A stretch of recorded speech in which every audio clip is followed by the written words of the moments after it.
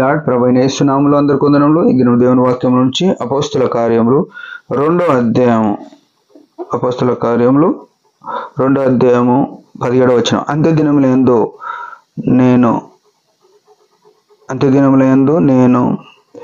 మనుషులందరి మీద నా ఆత్మను కుమ్మరించెదను. మీ కుమారులు కలలు కందురు, మీ కుమార్తెలు ప్రవచించెదరు, మీ యవ్వనులకు దర్శనములు కలుగును, మీ వృద్ధులు కలలు కందురు.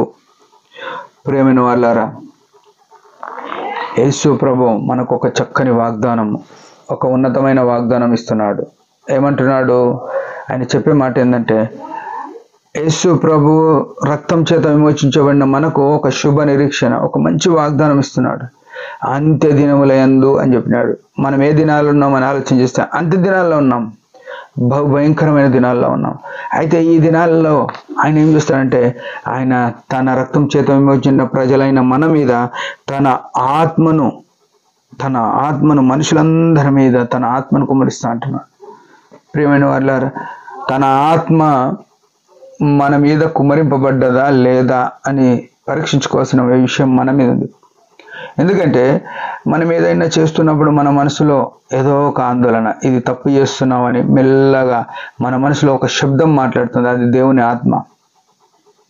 నువ్వు మాట్లాడే మాట నువ్వు మితిమీరి మాట్లాడుతున్నావు అని, నువ్వు చూసేది ఇది తప్పుడు అని మనకు దేవుని ఆత్మ, మన పరిశుద్ధాత్మ మన పక్క నుండి మనతో మాట్లాడుతుంది. ఆ మాట్లాడినప్పుడు మన మాటలు, మన ప్రవర్తన, మన వైఖరి, మనం చేసే పనులు, చూసే చూపులు, వినే మాటలు అవి పనికిరానివని గుర్తెరుగుతున్నామా? అందుకే బైబిల్లో ఉంది, చూచుట చేత కన్ను పరీక్షించట్లేదా, వినుచు చేత చెవి గ్రహింపకున్నదా అని రాయబడ్డది. నువ్వు చూస్తూ వినుచు ఏం గ్రహిస్తలేవా? ఏం అర్థమైతలేదా? అట్లనే తప్పు మార్గంలోనే ఇంకా కొనసాగుతున్నామా? తన ఆత్మ మనకు బయలుపరుస్తూ ఉంటుంది. ఏమంటున్నాడు? మీ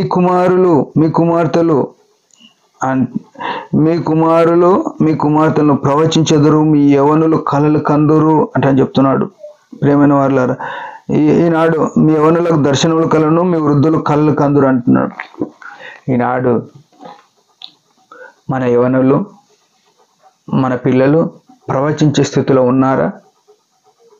మన వృద్ధులు కలలుగానే స్థితిలో ఉన్నారా అని ఆలోచన చేస్తే ఈ అంత్య దినాల్లో ఉన్నాం, కానీ ఆత్మ ఇంకా కుమ్మరింపబడతలేదు.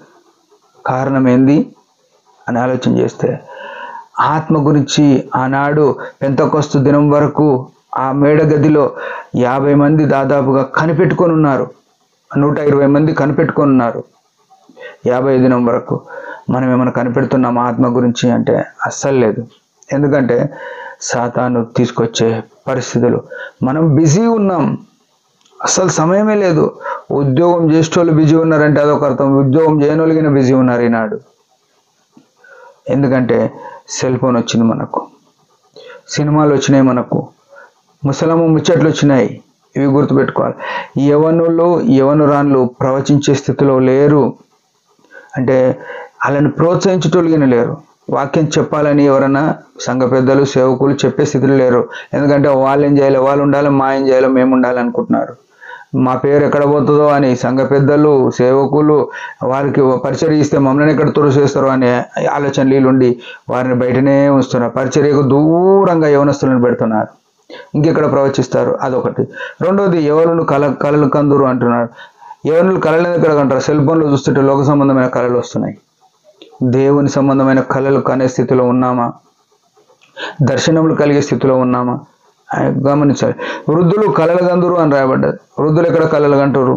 ఈనాడు ఇండ్ల కొట్లాటలు, భూముల కొట్లాటలు, పెండ్లిళ్ళ కొట్లాటలు, ఇంట్లో అన్నదమ్ముల మధ్యన కొట్లాటలు, ఇంకెక్కడ కలలు కంటారు వాళ్ళు? దీనికి అంతటి కారణం ఏంది అని ఆలోచించేస్తే, దేవుని ఆత్మ మన మధ్యన నివసింపనిస్తలేం. మనం సమాధానం ఎక్కడ ఉంటుందో అక్కడ ఆత్మ ఉంటుంది. ఆత్మను ఆర్పకుడి అని తెస్సలోనికీయులకు రాసిన పత్రికలు రాయబడ్డది. ప్రియమైన వాళ్ళ, దేవుని ఆత్మను మన మధ్యన ఉండేటట్టుగా మనము పరిశుద్ధంగా మన తలంపులు, మన ఊహలు, మన క్రియలు, మన ఇల్లు, మన హృదయము, మన సంఘం పెట్టుకుంటున్నామా? గొడవలమయమైపోయి ఈనాడు కోర్టులకు, పోలీస్ స్టేషన్లకు అల్లరి చేసుకుంటున్నామా? దేవుని ఆత్మను ఆర్పకూడదు. అందుకే పరిశుద్ధ గ్రంథంలో రాయబడ్డది, యేసుప్రభు అన్నాడు, మనుష్య కుమారునికి బాధ అయినా ఏం బాధ ఏమంత ఎఫెక్ట్ కాదు అని రాయబడి పరిశుద్ధాత్మకు దుఃఖపరిచితే ఈ యుగమందైనా కాదు రాబో యుగమందులైన క్షమాపణ లేదు. ఎంత విచారకరం. మనం ఎవరికి స్థానం ఇస్తున్నాం? మన జీవితాలు పరీక్షించుకొని ఆత్మను కలిగి ఆత్మానుసారంగా జీవిద్దాం. దేవుడి మాట దీవించును గాక. చిన్న ప్రార్థన. పరమ తండ్రి యేసు ప్రభు నామములో వందనాలు.